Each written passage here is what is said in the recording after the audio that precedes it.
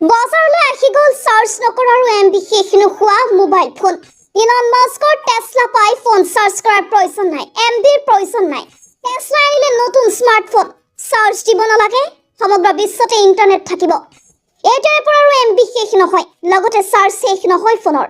অতি শীঘ্ৰেই বজাৰলৈ আহি আছে ইলন মাস্কৰ টেসলা পাই মোবাইল ফোন।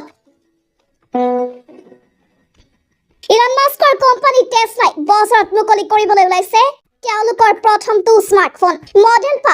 টেসলা ফোনক লৈ বহু জল্পনা কল্পনাৰ সৃষ্টি হৈছে, যদিও এই আলোচনা বহু আগৰ। টেসলাৰ এই ফোনত থাকিব সোলাৰ চাৰ্জিং সিস্টেম। ইয়াৰ উপৰিও স্যাটেলাইটৰ জৰিয়তে বিশ্বৰ যিকোনো ঠাইতে নিৰৱচ্ছিন্ন ইণ্টাৰনেট চলিব। জনা গৈছে যে টেসলা ফোনত নিউৰলিংকৰ সুবিধা আছে।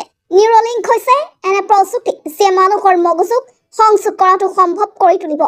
টেসলাৰ স্মাৰ্টফোনটোৰ চিন্তাধাৰা চালিত হ'ব, অৰ্থাৎ ফোনটোৱে আপোনাৰ চিন্তা অনুসৰি কাম কৰিব, আনকি স্পৰ্শ নকৰাকৈ। ফোনটোত কোৱাড লেভেল 6.5 ইঞ্চিৰ স্ক্ৰীনো থাকিব পাৰে। পাৰফৰ্মেন্সৰ ক্ষেত্ৰত ফোনটো স্নেপড্ৰেগন 898 প্ৰচেছৰ থাকিব।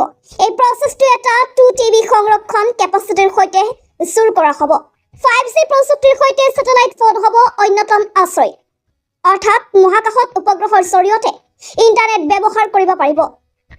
স্যাটেলাইট ফোনটোৰ আটাইতকৈ ডাঙৰ সুবিধাটো হ'ল ইয়াৰ নেটৱৰ্কৰ বাবে কোনো স্থানৰ বৈষম্য নাই। বিশ্বৰ অতি দুৰ্গম স্থানতো ই কাৰ্যক্ষম হ'ব। মাস্কৰ চলি থকা প্ৰজেক্ট ষ্টাৰলিংকে সেই মঞ্চ নিৰ্মাণ কৰি আছে।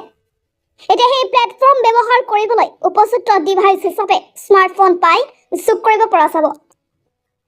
জনা গৈছে যে এই ফোনটোৰ পিছফালে 4 লেন্সৰ 108 মেগাপিক্সেলৰ কেমেৰা থাকিব।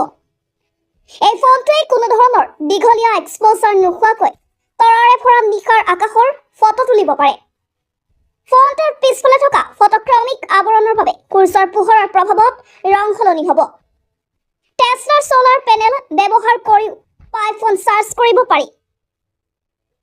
যদিও আনুষ্ঠানিক ঘোষণা কৰা হোৱা নাই, তথাপি উৰা বাতৰি শুনা গৈছে যে এই ফোনটোৰ দাম $800 পৰা $1200 ভিতৰত হ'ব পাৰে।